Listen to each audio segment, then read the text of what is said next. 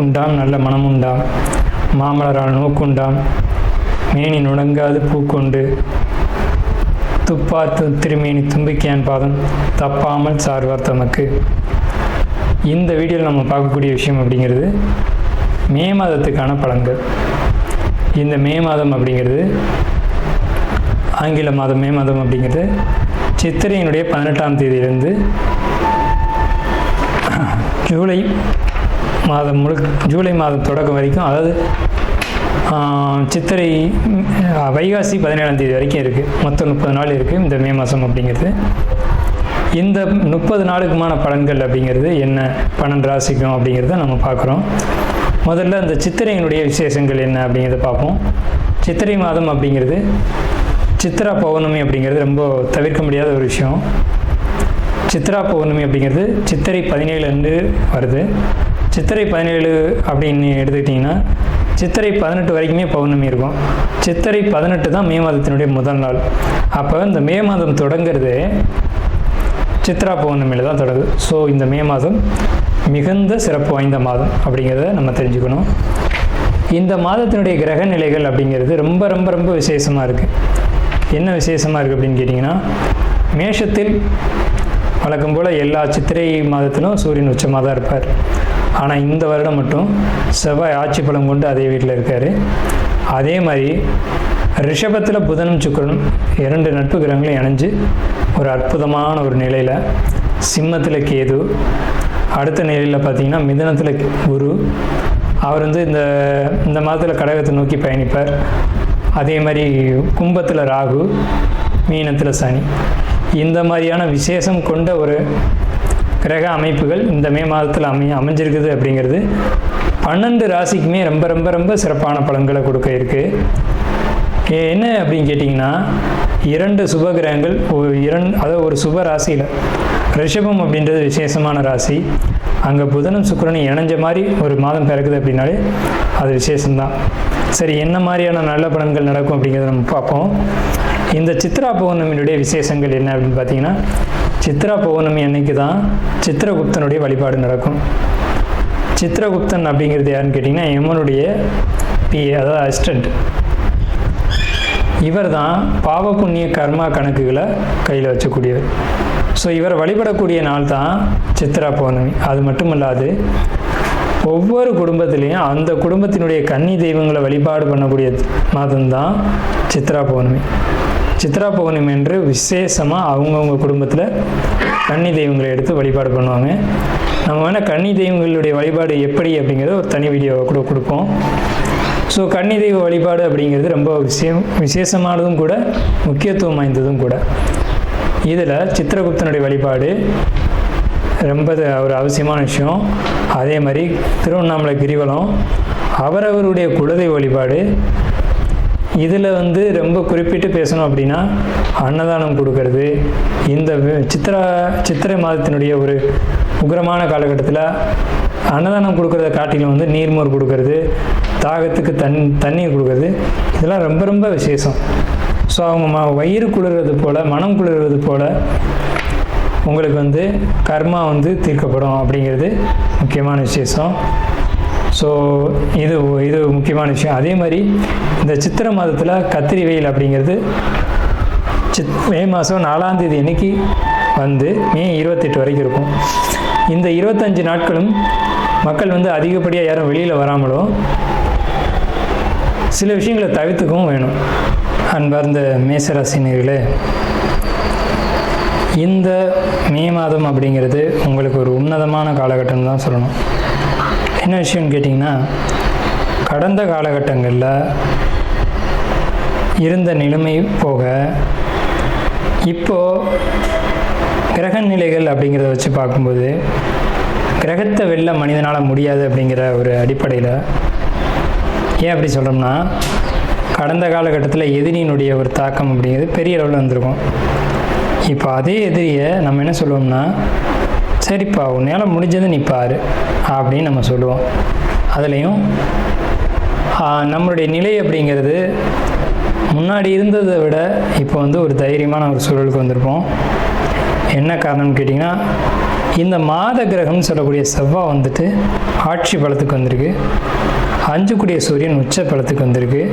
So இதெல்லாம் வச்சு பார்க்கும்போது எதிரிகளை வென்று எதிரிகள் தோற்று ஓடக்கூடிய காலகட்டம்.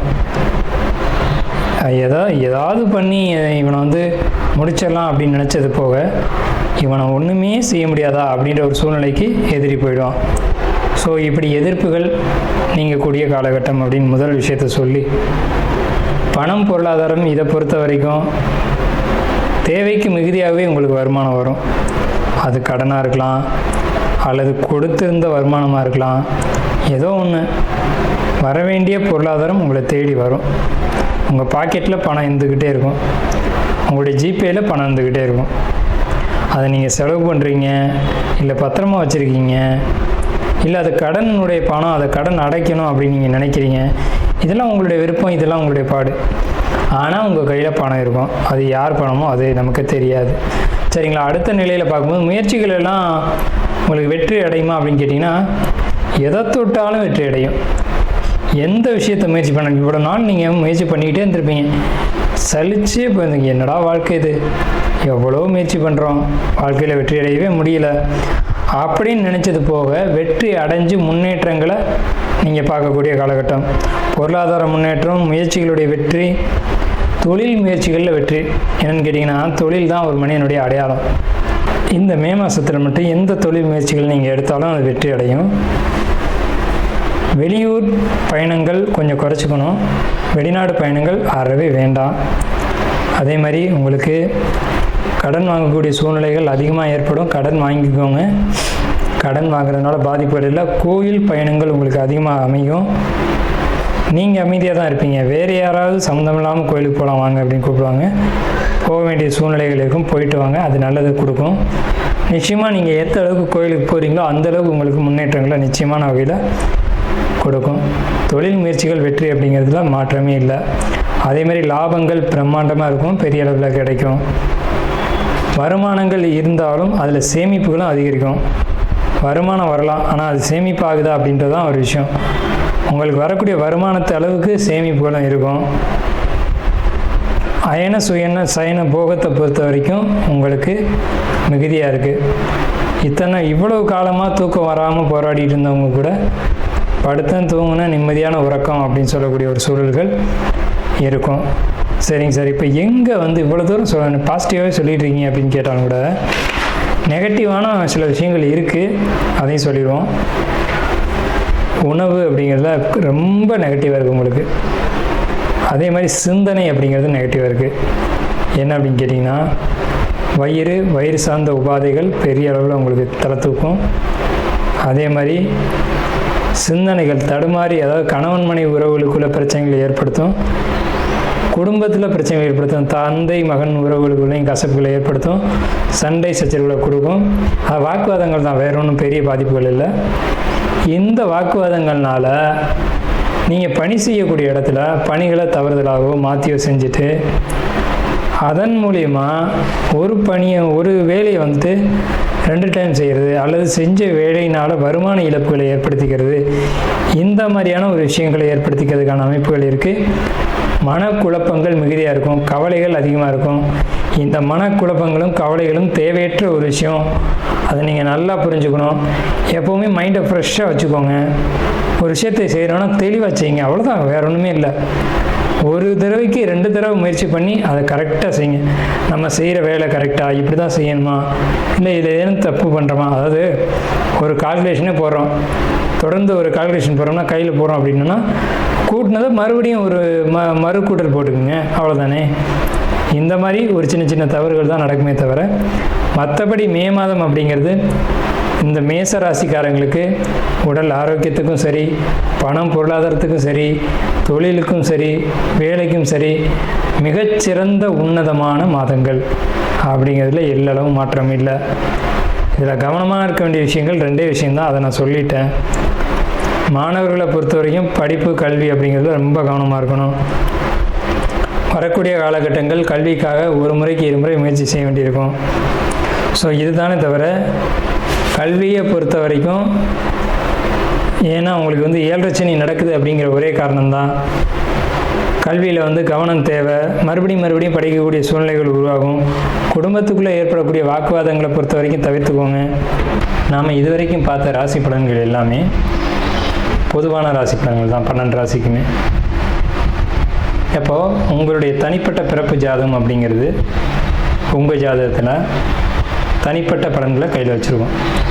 உங்களுக்கு ஜோதிடம் சம்பந்தமான சந்தேகங்கள் இருந்தாலும் சரி, அல்லது ஜோதிடம் பார்க்கணும் அப்படின்ற எண்ணங்கள் இருந்தாலும் சரி, இல்லை ஜோதிடத்தில் சந்தேகம் இருக்குன்னு நீங்கள் நினச்சாலும் சரி, நம்ம நம்பர் வந்து கீழே ஸ்க்ரீனில் தெரியுது. அந்த நம்பருக்கு காண்டாக்ட் பண்ணி நீங்கள் எந்த நேரத்தில் வேணாலும் நம்மக்கிட்ட பேசலாம். இல்லை ஜாதகம் பார்க்கணும் அப்படின்னாலும் நீங்கள் அப்பாயின்மெண்ட் வாங்கிட்டு எப்போ வேணாலும் நம்மளை காண்டாக்ட் பண்ணி ஜாதகம் பார்த்துக்கலாம். நன்றியும் வாழ்த்துக்களும். வாழ்க வளமுடன்.